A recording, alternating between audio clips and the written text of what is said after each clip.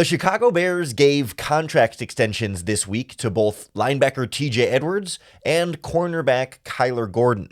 Both deals were good value for the team, but Gordon's contract could come with some extra responsibilities.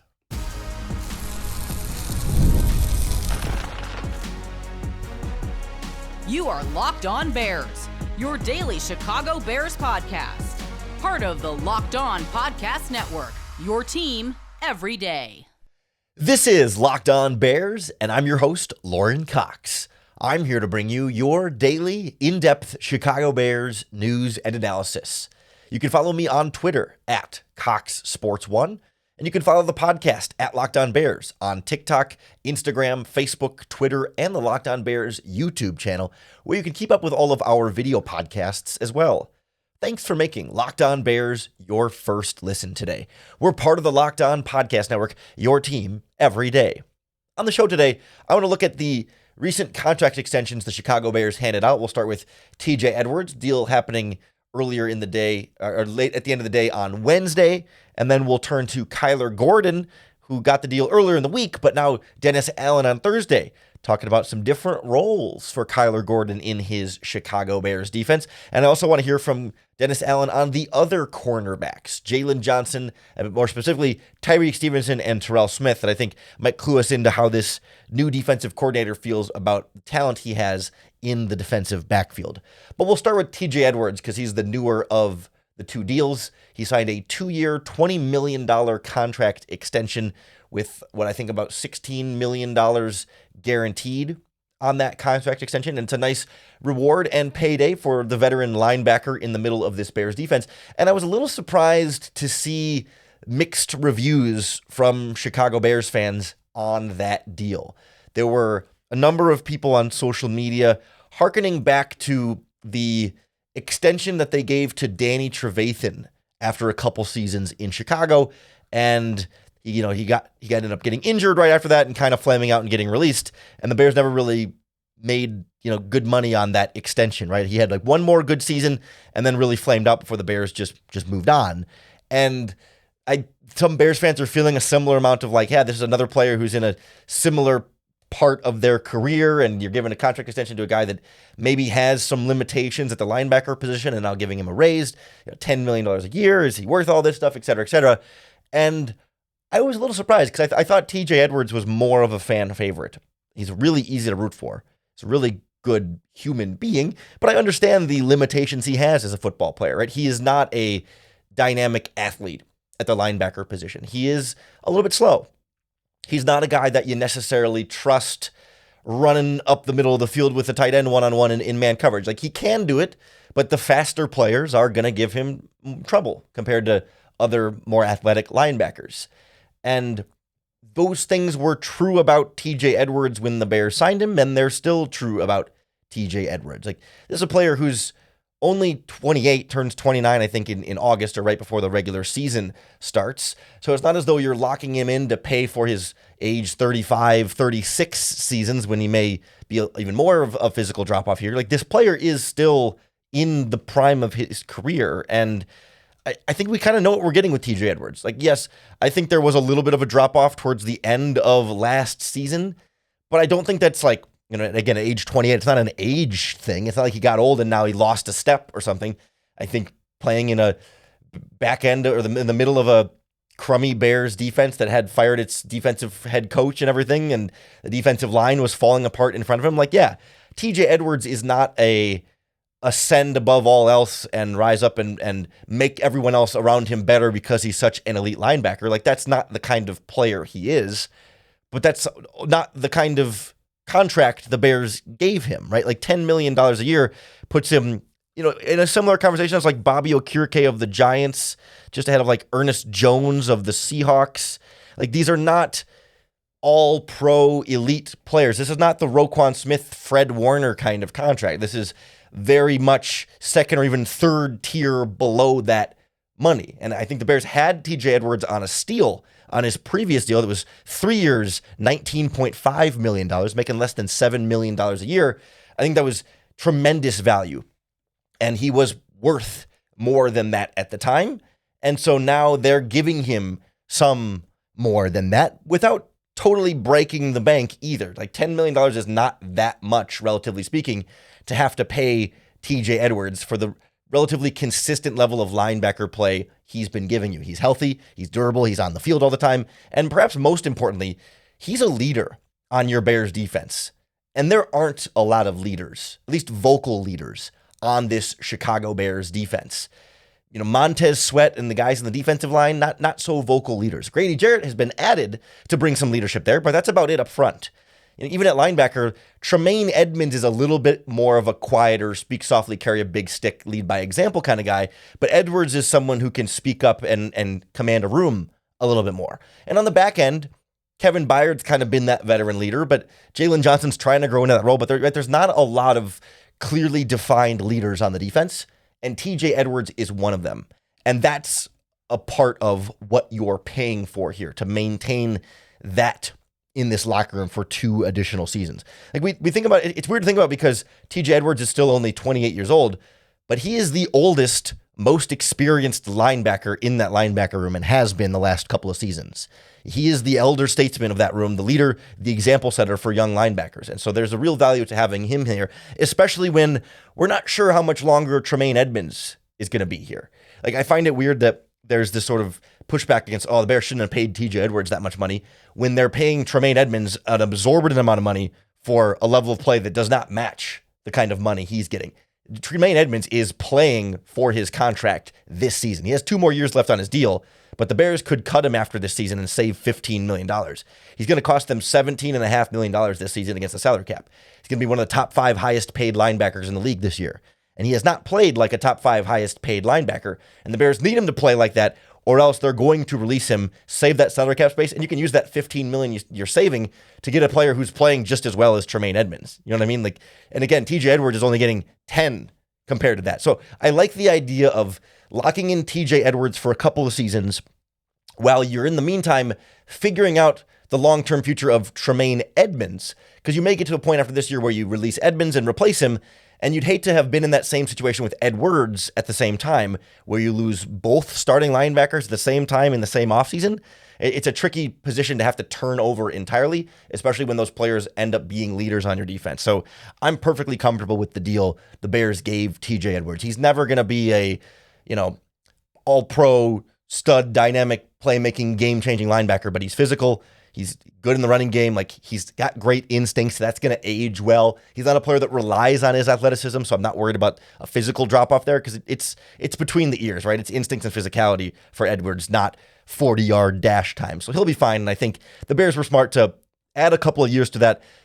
Based on how the money came out, I'm guessing it'll guarantee this year's salary, it'll guarantee next year's salary, and then after that you could release him. So you're really only on the hook through 2026 and then can get out of it in 2027 if you want to. So I think it's a smart deal. I think it's a fair money for TJ Edwards and a reward for the leadership and level of play you've been generally getting from him through his first 2 seasons. Just like I thought the Kyler Gordon extension was also really good value. Despite making him the highest paid slot cornerback in the NFL, he's worth it. He's a playmaker. Don't let the interception numbers fool you.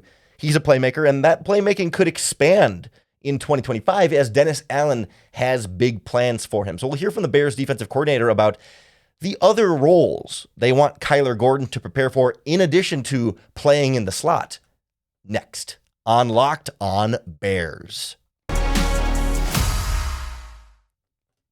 This episode of Locked On Bears is brought to you by our friends at Upwork. Scaling your business requires the right expertise at the right time. With Upwork, you can find specialized freelancers in marketing, development, design, and more, all experts ready to help take your business to the next level. Upwork gives businesses flexibility by connecting them with the top freelance talents across a bunch of different industries. Whether you need extra hands for a project or a long-term partner, Upwork makes hiring simple and affordable. Posting a job on Upwork is free and simple, and within a day, multiple qualified candidates can be available to choose from. So instead of hiring full-time, you can scale up your business more efficiently with freelance work from Upwork. Visit upwork.com and post your job for free. That's UPWORK, upwork.com, to connect with top talent and grow your business today. Kyler Gordon's contract extension came earlier in the week, and we didn't really have a clear spot on the podcast to address it more formally. I will say, like, despite making him the highest paid slot cornerback in football, the Bears got good value there. He still makes a lot less than Jalen Johnson and a bunch of other really talented corners. I think Kyler Gordon is really valuable as a playmaker, even though he didn't have any interceptions this season. He had 2 dropped interceptions. He had a career high in pass breakups. He's really effective in the running game. His average depth of tackle is like the same as Andrew Billings. He makes a bunch of tackles right near the line of scrimmage, a bunch of run stops, and he's been a pretty effective blitzer from the slot as well. He can do a lot of different things in your defense, and I still think he's still entering his prime. Like, the best football is even still ahead of him. This last year was like the first year where we really saw it all come together, and he's only 25, and it all came together in a year when the rest of the defense around him really wasn't playing well. So imagine what happens if you give Kyler Gordon a better pass rush, better defense, interior defensive line play to stop the run, better, more aggressive coverage calls than just sitting back in the zones that Matt Eberflus was going to run all the time. Like, there's a real pathway here for Kyler Gordon to keep getting better. And there's a real pathway here for the Bears to get even more value out of Kyler Gordon, because Dennis Allen sees him as, yes, a great slot receiver, a great slot cornerback, but also someone that they can find ways to get on the field more. I mean, we know he used to play outside cornerback before he moved in the slot, so that's a possibility. And Dennis Allen even threw out the idea of maybe some safety as well. Here's what the defensive coordinator said on Thursday, and then we'll talk through what this might look like in practice. Does he go outside and compete at outside corner? Does he compete some at safety? I've told him to, that he needs to be learning both of those spots, and we'll figure out where that second position, that where he can go and compete, and hopefully we can find some more playing time for him. Do you have a sense of whether he'd be a better outside corner or safety? Yeah, he's played more outside corner. So obviously that would be the comfort level. But some of the things that I see him do and the way that he fits in the run game tells me that he could be a fit, at safety also. So, and look, we've had guys that have had the flexibility to play a lot of different positions. I think that's important in today's football, where you're not just locked into one thing, being able to be multiple and do a lot of different things. And so, that's something that I think he can do. And as we get to know him better, spend more time with him, start to get out on the field with him a little bit more, we'll have a better feel for, where that second position might be and where we want to try to work him. I think the idea there from Dennis Allen is not, hey, let's make Kyler Gordon do everything so that we can put all this stuff on his plate and squeeze as much value out of this player that we just gave a new contract to. I don't think it's like, hey, we got to force him into everywhere we can to get our dollar's worth. I think it's more like, hey, let's see what he can do and see what he can handle, and maybe we can get him on the field more.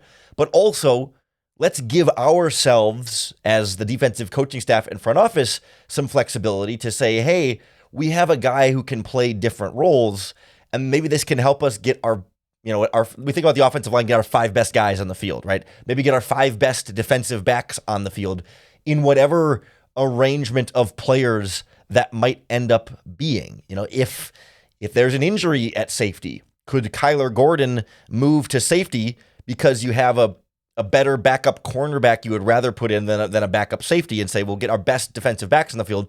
We like our corners more than our other safeties, so we can move Kyler Gordon to safety. Or same thing with an injury, to an outside cornerback. Like, to be able to have him potentially ready to move in case of emergency is one part of the value there. But then also, when it comes to this NFL draft, you can go into this draft saying, if there's a really good slot cornerback who happens to be the best player on our draft board, we could move Kyler Gordon back outside. It's something we talked about all offseason. I kept floating it out as a possibility that Gordon could move to play outside cornerback if a slot became available. Or if there's a really good safety available, then great, you can leave him in the slot, or whatever it ends up being. Like, you want to have different options if you have a player that you feel like has the skill set to be able to do multiple things. I like the idea of saying, hey, this is one of our best players. We just gave him a big contract. Let's see if we can find more roles for him on the field. And I think the most likely example of something that could work like this is maybe you say, okay, Kyler Gordon's really good in the slot. He's also pretty good on the outside. Maybe in base defense, when you only have 2 corners on the field, you have 3 linebackers. When you're in your base 4-3, 7 guys in the box, 2 corners, 2 safeties. Maybe in that package, Kyler Gordon plays outside cornerback. But then when you go to your nickel package and you take a linebacker out and bring another cornerback in, that's when you bring in Tyreek Stevenson or Terrell Smith. They play on the outside, and then Gordon moves in the slot. Because, normally, like this past season and years past, when you're in your base defense, Gordon's off the field, and it's just Stevenson and Johnson on the field. But if you're looking at this Bears defense and say, well, who are my best corners? Number 1, Jalen Johnson. Number 2, Kyler Gordon. Then you want Kyler Gordon on the field more than Tyreek Stevenson. So maybe someone like Stevenson becomes your number 3, but doesn't play the slot. And Kyler Gordon ends up playing both spots, where he plays outside when you're in base defense, and he plays the slot when you move into your nickel package. That could be a way to get him on the field without, quote unquote, benching someone like Tyreek Stevenson, but you reduce the number 3 cornerback snaps so that Gordon is playing more of those snaps. So he's not so much a number 3 anymore. He just is a number 2 who plays inside and outside in the slot. You can also see a reality where Dennis Allen has him play as the number 3 safety. We've talked about it a little bit on this podcast that in New Orleans, Dennis Allen would go to a 3 safety package where you'd have 3 corners and 3 safeties on the field and have that third safety kind of hover around the box and be kind of a box playmaker. And then, maybe in that package, in that formation, either Gordon could be that third safety or Gordon could go back and play deep safety if you wanted Jaquan Brisker to kind of be that up in the box rover safety. And then you bring another cornerback, like if you really like Josh Blackwell, or if there's somebody in the draft that you take, right, you could put them up in the slot and have Gordon play safety and get your best defensive backs on the field in whatever arrangement that ends up being. I think that's ultimately the goal for Dennis Allen. It's not purely about how much can we pile on Kyler Gordon and make him do, but it's like, no, how can we use our best players more? How can we have our best players on the field more than our less good players on the field and be able to get the most out of them and utilize their skill sets and have the most dynamic, fluid defense where it's harder for opposing quarterbacks when they're like, okay, they're used to number 6 always being in the slot. So wait, why is number 6 back there at safety? Now I'm trying to read what coverage it is. And usually I'm looking at him to be the slot, but he's now not in the slot position. So it makes opposing quarterbacks have to think differently about what player is going to be where and how they're trying to attack the Bears defense when guys have more fluid, multiple roles like that in Kyler Gordon. You just got to be careful not to put too much on Gordon's plate and not to move him around too much and ask him to do too much to where he's thinking and not just reacting and playing off instincts, because that's what's made him so good is how quickly he can read and react. Obviously, he's got a lot of great athletics tools and speed and ball skills to make those plays. But if you're asking him to play 4 different positions and keep 4 different responsibilities separate, like you gotta bring that along slowly and see what he can and can't handle and not overload too much of that. But you have to think a veteran defensive coach like Dennis Allen, with a veteran defensive backs coach like Al Harris, who's played in the NFL himself, that they should be able to have a pretty good read on what young players like this can handle. But it just adds that much more value to Kyler Gordon's contract extension. It does throw into question, though, the role of that other corner, Tyreek Stevenson or maybe even Terrell Smith there. And the way Dennis Allen talked about those 2 players in particular caught my attention. And it made me think about this Gordon role and also what we could see in the NFL draft. So we'll get an update on the new DC about the other cornerbacks not named Jalen Johnson and Kyler Gordon next on Locked On Bears. This episode of Locked On Bears is brought to you by Amazon Fire TV. Did you know that your Fire TV is also an Xbox? You can turn any TV into your gaming and entertainment hub with the Fire TV Stick 4K devices. No console is required. Just grab your paired controller, subscribe or sign into Xbox Game Pass Ultimate with EA Play included, and you're ready to play and dive into hundreds of premium titles from EA Sports College Football 25 to Madden to Call of Duty Black Ops 6 as easily as you can stream your favorite shows. It's gaming made simple, and it's all on your Fire TV. It's playing high-quality Xbox games at a fraction of the cost of a console. If you already have a console, a Fire TV Stick device is more affordable and easier to travel with, allowing you to take your or your kids' games wherever you end up plugging in. It's a great value, and it's a great way to get even more out of the devices that you already have or didn't realize you could use them to even greater capacity. So head to amazon.com/Fire TV Locked On to get started. Xbox Game Pass Ultimate subscription and compatible controller required. Available on select devices, including Amazon Fire TV Stick 4K 2nd Gen, Fire TV Stick 4K Max 1st and 2nd Gen, and Fire TV Cube 3rd Gen. So clearly Dennis Allen is excited about Kyler Gordon in his defense. He wouldn't give TJ Edwards a contract extension if he wasn't excited about TJ Edwards in his defense. We'll hear from him momentarily about how excited he is to have Jalen Johnson in his defense. And then the tone changes a little bit when he talks about Tyreek Stevenson and Terrell Smith. And he was asked, because in this press conference on Thursday, he's talking about he's talking about Kyler Gordon and all this stuff. So then it was like, the question you'll hear is like, well, what about the other cornerbacks? Like, what do you see about them? And, he's excited about Jalen Johnson. And then Tyreek Stevenson and Terrell Smith, we're getting there. And it strikes me how, and I try not to read too much into this, but it strikes me how he groups these two into pretty much the exact same category and conversation. And that's interesting for Tyreek Stevenson being a former 2nd-round pick who's been a 2-year starter, and Terrell Smith, who's a former 5th-round pick who has occasionally rotated in as a starter, mainly as a punishment for the aforementioned 2nd-round pick.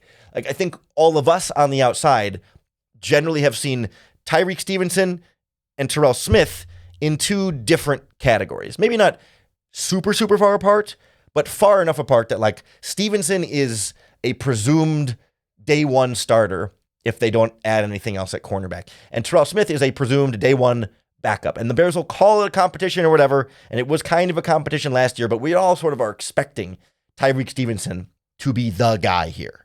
But the way Dennis Allen talked about it, I was a little bit less convinced or less convinced that he's convinced, and that other cornerback spot on the outside opposite Jalen Johnson might be a bit more wide open than we assumed.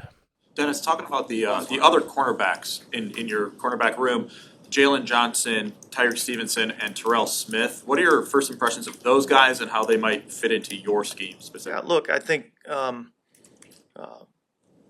they're all 3 talented. I think Jalen obviously has proven that he can play at an exceptional level in this league. I'm excited about having the opportunity to work with him. He's a guy that, when he was coming out of college that we had high grades on. And so I'm excited about working with him.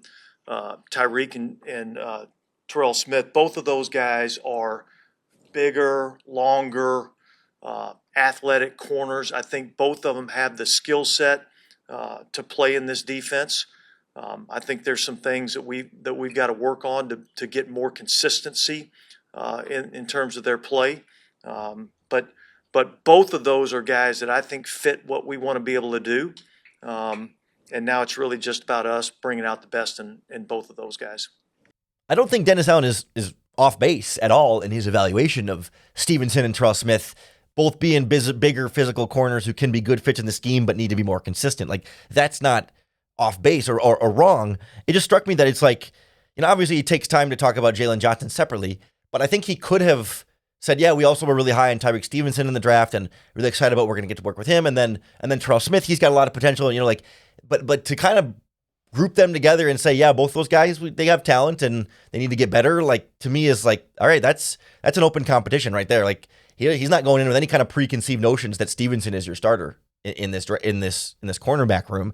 And I can't help but think then about the NFL draft and say, yeah, these 2 players need to be more consistent. Like, it's not like, hey, we're really excited about these 2 guys competing to be our starting cornerbacks. To me, we might go in this draft and get a new starting cornerback. Again, he didn't say that, but it left the door open. And I think that's been Ryan Poles' approach throughout this process, is to say, hey, entering this draft, we don't need to draft a cornerback. We could be happy with Stevenson and Terrell Smith as competing in that. Between the 2 of them, one of them will become the starter.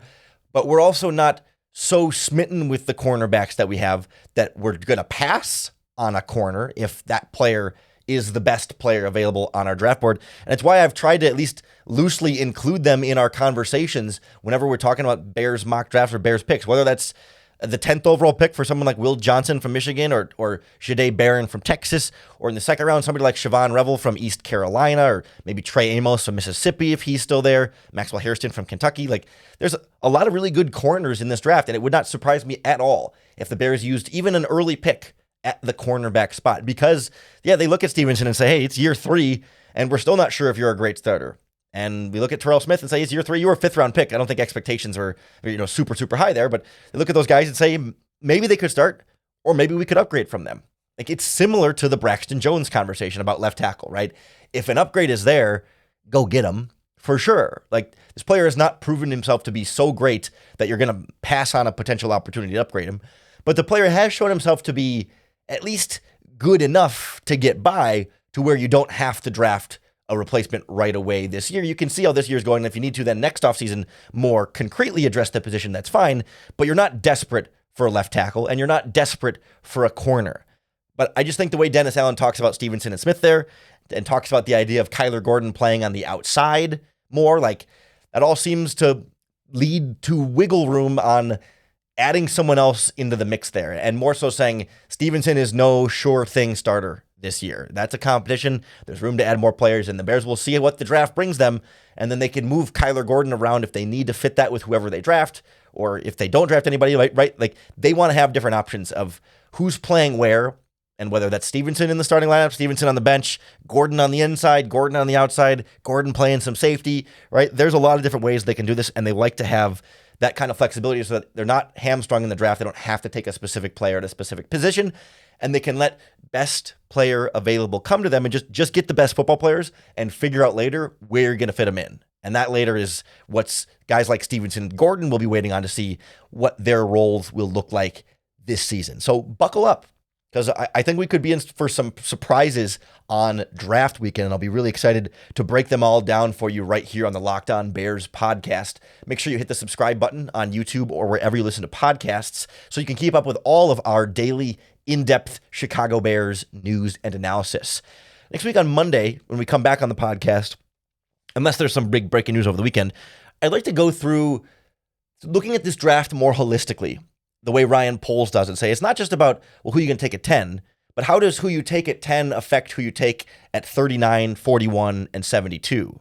And I kind of want to look at this draft as blocks of like combinations of picks. Would you rather have these 4 guys, or what combination of 4 guys is the way you want to build this draft based on, okay, who we think is going to be there in the second round will shape who we might want to take in the first so that we can balance our draft properly and not take, you say you take a running back in the first round and then there's really good running backs there in the second and third round. You're like, well, dang, if I would have waited to take a running back, I could have taken a different player early on and still got a running back. I like, you'd have to try and predict who's going to be there when you're on the clock. And I want to go through what the strengths of where the Bears are picking will do to shape who they might want to pick earlier in the draft. A little more holistic, like how do the picks in the draft affect each other as opposed to just looking at them in a vacuum. So that'll be on Monday's podcast.